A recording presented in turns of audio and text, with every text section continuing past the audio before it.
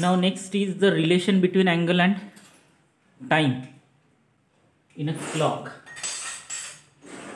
एक दोन क्वेश्चन्स आहेत तिथे एक्सरसाइजमध्ये किंवा सॉल्ड एक्झाम्पलमध्ये, त्याच्यामध्ये क्लॉकचे प्रॉब्लेम्स आहेत ते कसे सॉल्व करता येईल.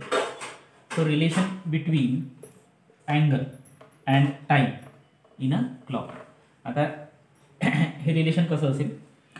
आता एक minute hand, there are two hands, three watch, three hand, second hand, minute hand, hour hand. So we discuss about minute hand and hour hand. So 12, 3, 6, 9, 1, 2, 4, 5, 7, 8, 10, 11. Okay. So when we complete one rotation, starting from 12 to ending with 12, म्हणजे इथपासून सुरुवात केल्यानंतर एक पूर्ण rotation जर होत असेल, so R म्हणजे rotation. So one rotation is equal to how many degree, 360 degree. म्हणजे पूर्ण सर्कलचा जर विचार केला कंप्लीट रोटेशन जर होत असेल तर तो काय म्हणायचा आपण 360 डिग्री कंप्लीशन झालं. आता one rotation is equal to, आता हा पूर्ण एक रोटेशन कंप्लीट होत आहे म्हणजेच one hour minute hand 60 minutes complete होते तेव्हा एक अवर होतो. So one rotation is equal to how many, 60 minutes. म्हणजे एक रोटेशन कंप्लीट झालं तर काय म्हणू आपण, 60 मिनिट्स कंप्लीट झाले. Our hand this is minute hand. तर मिनिट हँड पूर्ण एक रोटेशन जर कंप्लीट करत असेल तेव्हा एक तास एक वन अवर कंप्लीट होऊन जाईल. म्हणजेच हा जो पूर्ण रोटेशन आहे हा 60 मिनिटचा असेल. याचाच अर्थ काय झाला, 60 minute is equal to 360 degree. म्हणजे वन रोटेशन दोन्ही ठिकाणी आहे. लेफ्ट हँड साईड इक्वल आहे म्हणून राईट हँड साईड कसं असलं पाहिजे, इक्वल असायला पाहिजे. So 60 minute is equal to 360 degree. So 1 minute is equal to 60, त्या बाजूला घेऊन जाऊ 360 डिवाइडेड बाय 60, 0 0 कॅन्सल, 6 36, 6 डिग्री. म्हणजे 1 minute is equal to how many rotation, 6 degree rotation. म्हणजे जेव्हा एक मिनिट इथं 1 2 3 4 5, तर एक मिनिट जेव्हा होत असेल तेव्हा कितीचं रोटेशन तयार होतं, 6 डिग्रीचं रोटेशन तयार होतं. म्हणजे मिनिट हँड जेव्हा एक मिनिटाने समोर सरकतो तेव्हा 6 डिग्री रोटेशन तयार होईल. आता अवर हँड, आता अवर हँडमध्ये का असं कसं, वन रोटेशन म्हणजे ऑब्व्हियसली कंप्लीट 360 डिग्री. आता एक रोटेशनमध्ये हाऊ मेनी अवर्स, 12 अवर्स. एक रोटेशन जेव्हा कंप्लीट होतं तेव्हा 12 अवर्स असतात. म्हणजे 360 degree is equal to 12 hours. 12 त्या बाजूला घेऊन जाऊ म्हणजे 360 डिवाइडेड बाय 12 बा 336, 30 degree, 30 degree. Okay, 1 hour is equal to 30 degree.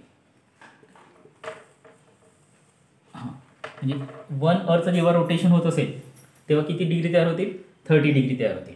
आता 1 hour is equal to 60 minute होतात. आता 1 अवर म्हणजे 60 मिनिट. याचाच अर्थ 60 minute is equal to how many degree, 30 degree. तर 60ला त्या बाजूला घेऊन जा म्हणजे 30 degree divided by 60, 6 6 0 0 cancel, 3 1 3 3 2 6, so 1/2 means 1 minute is equal to how many degree, 1/2 degree. अशा पद्धतीने हे रोटेशनमध्ये आपल्याला कन्वर्शन करता येईल. म्हणजे एका मिनिटामध्ये किती डिग्रीचं रोटेशन होईल, हाफ डिग्रीचं. कोणाचं, अवर हँडचं. आणि इथे एका मिनिटामध्ये 6 डिग्रीचं रोटेशन कोणाचं, मिनिट हँडचं. म्हणजे हा जो तास काटा आहे अवर हँड, हा जेव्हा एक मिनिट समोर सरकला म्हणजे किती डिग्रीने समोर सरकला, हाफ डिग्रीने समोर सरकला. आणि हा जो मिनिट हँड आहे हा 1 मिनिट समोर सरकला, याचा अर्थ किती डिग्री रोटेशन समोर सरकला, 6 डिग्री रोटेशन समोर सरकला, असा याचा मिनिंग आहे. म्हणजे हा अवर हँड एका मिनिटामध्ये हाफ डिग्री रोटेशन कंप्लीट करतो, तर मिनिट हँड एका मिनिटामध्ये 6 डिग्री रोटेशन कंप्लीट करतो. No problem. Find the angle between hour hand and find the angle between our hand, find the angle between our hand and minute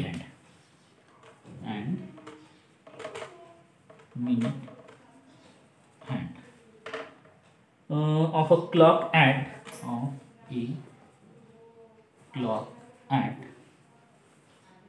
5:15, 5:15. Second आहे 11:45, हा तुम्ही करून टाकायचा. आता 5:15. आता 5:15चा अर्थ काय आहे? 5:15 वाजले. 12, 3, 6, 9, 1, 2, 4, 5, 7, 8, 10, 11. सो 15 मिनटं, 5:05. तर 5:15 झालेले आहेत. आता 5 कंप्लीट झाले. 15 मिनिट्स, याचा अर्थ हा मिनिट हँड 3वर असेल आणि अवर हँड हा थोडासा 5पेक्षा समोर असेल. हां, इथं ना. तर आपल्याला काय फाइंड आउट करायचं? Find the angle between hour hand and minute hand. तर हा जो अँगल आहे, हा अँगल आपल्याला फाइंड आउट करायचा. मिनिट हँड आणि अवर हँडमध्ये कितीचा अँगल असेल? आता इथे बघा, हे 5 मिनिटचा डिफरन्स आहे. हे 5 मिनिट झाले, हे 5 मिनिट झाले, म्हणजे असे 10 मिनिट्स आहेत 3 to 5 पर्यंत. म्हणजे इथे आपण थोडंसं इथपर्यंत जर घेतो म्हटलं, हा थोडासा समोर असेल ना, 5पेक्षा थोडासा समोर असेल. हां हां, इथपर्यंत. तर हा जो एक्झॅक्ट अँगल आहे, हा आपल्याला काउंट करता येईल. म्हणजे 2 अवर्स म्हणजे 3 to 4 हे जे 2 नंबर्स आहेत, इथे किती डिग्रीचा अँगल तयार होईल? 30 degree. 1 hour is equal to किती लिहिलं होतं? 30 डिग्री लिहिलं होतं ना आता. हां, 60 मिनिट म्हणजे 30 डिग्री ना.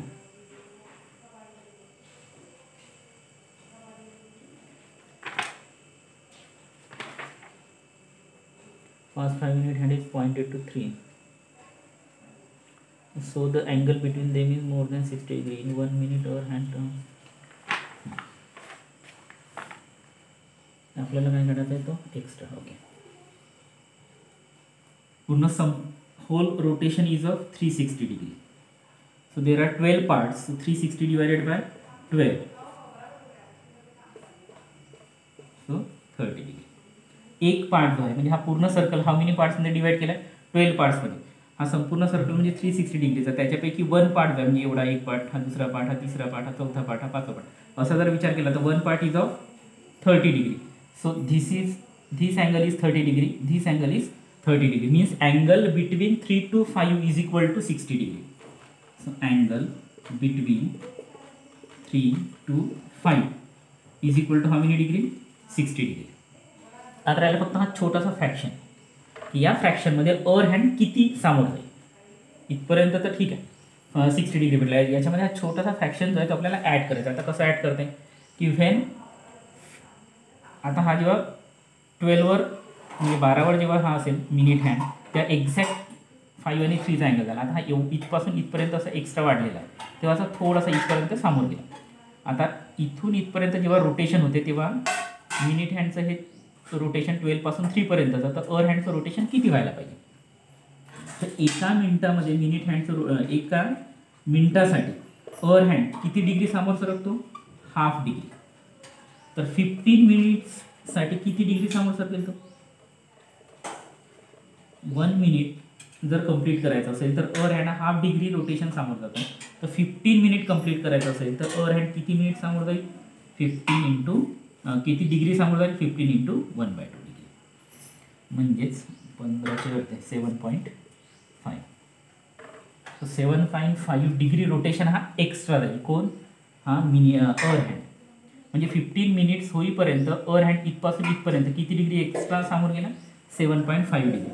आता हे 60 डिग्री प्लस 7.5 डिग्री म्हणजे आपली टोटल झाली 67.5 डिग्री. अशा पद्धतीने याचा आन्सर आहे 67.5 डिग्री. ओके.